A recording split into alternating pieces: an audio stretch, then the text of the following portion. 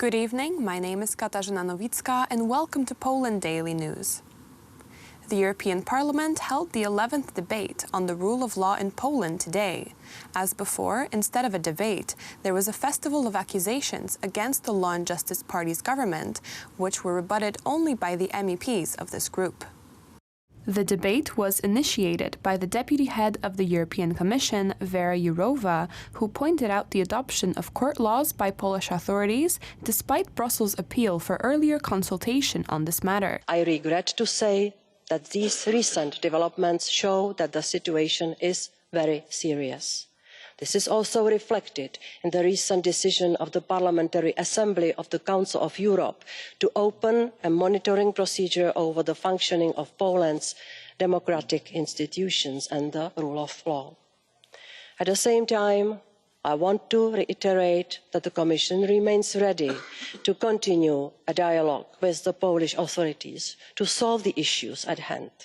During my visit to Poland, the authorities expressed openness for having such dialogue both at political and technical level. I trust that we can embark on an open discussion with Poland. Respect for the rule of law is a matter for both EU institutions and Member States, and it is an essential element for the functioning of the internal market based on mutual trust and recognition. Thank you. In response, Law and Justice MEP Beata Szydło accused the European Parliament of refusing to allow Poland to make sovereign decisions. The fact is that there is a legal and political dispute in Poland, but the decision of the former belongs to Polish courts and tribunals, and the latter to Polish politicians. The judicial system is an area not covered by EU law, and the involvement of Parliament or the European Commission in this matter violates the basic principles of the EU Treaty. Spring Party chairman Robert Biedroń warned that the government of the Law and Justice Party is ready to freeze funds from the EU budget or even carry out a Polexit. Today, when discussing the rule of law, we must remember the ordinary people. We must remember that through the ineptitude and madness of the rule of the Law and Justice Party, they are the ones that could be paying the highest price, freezing funds and a slow Polexit. And we, the pro-democratic side, must defend Poland and Poles against your madness. The debate was summed up by the Vice President of the European Commission, Didier Reynders. The Belgian politician announced that the Commission will not hesitate to use all possible means to defend law in Poland, as well as the EU law. It was the first, after Brexit, and 11th overall European Parliament debate dedicated to the rule of law in Poland. The 13th pension program for pensioners will continue. According to the Minister of Family, Labour and Social Policy, Marlena Maląg, the social benefit in the amount of 1,200 zł will be paid before the upcoming presidential elections, scheduled for May this year. Polscy emeryci, renciści. As announced earlier, Polish pensioners will be paid the so-called 13th pension, which is a social benefit in the amount of 1,200 zlotys in April every year. This year, the social benefit will be paid before Easter. Let me remind you that there is no need to submit any motions. The money will be paid together with the pensions. Our good economic situation makes it possible to pay our pensioners extra money. Nie podlega zajęciom komorniczym. Bernie Sanders won the Democratic primary election in New Hampshire. Pete Buttigieg, who is the political discovery of the Democrats in this campaign, came in second place. Joe Biden, who clearly lost the first primary election, is hoping to turn the tide.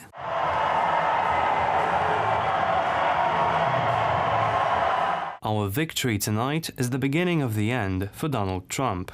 Unlike Iowa's first primary, everything went according to plan in New Hampshire. The Democrats did not have a problem in picking the winner. After counting about 90% of the votes, the New Hampshire primary was won by Bernie Sanders, who received 26% of the votes. I want to thank all of those people who have worked and contributed to our campaign, but make the point that in this point in the campaign, we are taking on billionaires, and we're taking on candidates funded by billionaires.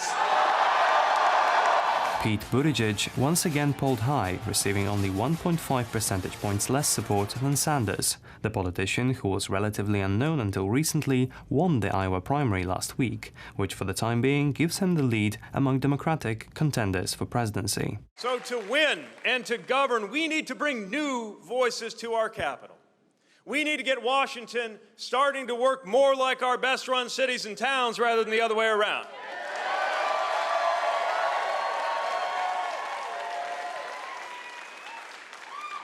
And I know that when you talk this way, you might get dismissed as a naive newcomer. But a fresh outlook is what makes new beginnings possible. It is how we build a new majority. The upcoming primary elections of the Democratic Party will be held in Nevada and a week later in South Carolina. Joe Biden, former Vice President of the United States, who scored poorly in both Iowa and New Hampshire, seeks to change this trend. In South Carolina, the majority of voters are African Americans, who are likely to vote for Biden, while Buttigieg has a poor record there. Tonight, though, we just heard from the first 2 of 50 states. 2 of them. Not all the nation, not half the nation, not a quarter of the nation, not 10%, 2. Now, where I come from, that's the opening bell, not the closing bell. And the fight to end Donald Trump's presidency is just beginning. The presidential elections in the United States will take place on November 3rd. A funeral and holy mass for the late Romuald Lipko, the leader of the legendary Polish band Budka Suflera, took place today in Lublin. The 69-year-old Lipko died on February 6th after fighting with cancer. He was the author of more than 400 songs. Wtedy, gdy się najmniej spodziewasz, nagła wiadomość pnie cię noży. Tępy, znajomy ból, znów stare blizny się otworzą. Współzałożyciel Budki Suflera przyznał, że od chwili, gdy usłyszał diagnozę o śmiertelnej chorobie, The co-founder of the band Budka Suflera admitted that from the moment he heard the diagnosis of his terminal illness, he was strengthened by prayer. I prayed and prayed. I said, God, I'm beginning my battle. Many people before me have managed to win. It is very possible that I can manage it too. He was strengthened by Holy Communion, which he accepted in faith on a hospital bed each day. He couldn't make it. He lost to death, just as each of us will lose one day. But he saved love, because like death, love is powerful. Its heat is the heat of the fire, the Lord's flame. Great waters cannot quench love. They will not flood her rivers. nie zdołają zagasić miłości, nie zatopią jej rzeki. Słuchaj, to jest zwyczajne świństwo.